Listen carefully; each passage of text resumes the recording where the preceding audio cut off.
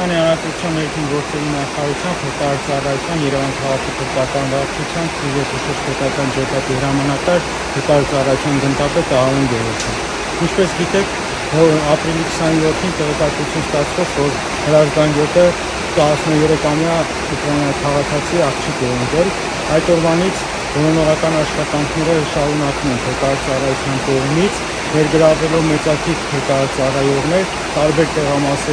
տարբեր տեղամասերը բաժանելով յուրաքանչյուր մետրը գետի երկու ափերով եւ ընդհանրապես որոնողական աշխատանքներ են կատարվում ընկած վայրից, ինչպես գիտեք, մեր հայտնի Դիձուգյոլ անվան տեղամասից, մանկական երկաթուղուց մինչև Երևանյան լիճ եւ Երևանյան լճում։ Ինչպես ոտքով մենք իրականացնում ենք որոնողական աշխատանքներ, նույն կերպ աշխատանքներ իրականացնում նաեւ Երևանյան լճում, Երևանյան լճի վրա նավակների միջոցով, հատուկ ջրային հետախուզական սարքերի միջոցով, բոլոր հնարավոր տեխնիկական միջոցները ներգրաված են որոնողական աշխատանքներում, որպեսզի գտնենք հնարավորինս շուտ անհայտ ուղղված աղջկա։ Ինչ որ հետքեր կան, որոնք ձեզ կարող են հուշել, որ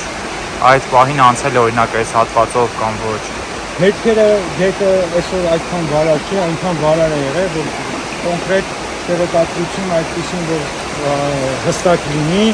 այդպեսին չունենք։ Դրա համար մենք ամբողջ երկայնքով գետի որոնողական աշխատանքներ ենք։ Ինչպես գիտեք, երբ որ վարարում է, տարբեր իրեր առարկաներ գետը կանում է եւ հնարավոր է տեսած ինչ-որ մեկի տեսածը լինի այլ բան, քան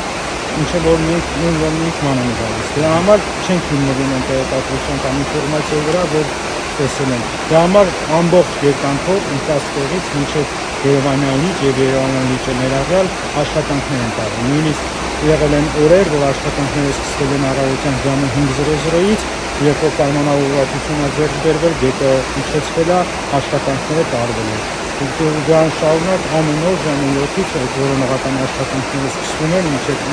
երեկոյան ու այսօր ցավոք դեռ 6-րդ օրն է, բայց մենք դեռ որոնողական աշխատանքներ իրականացնում չենք։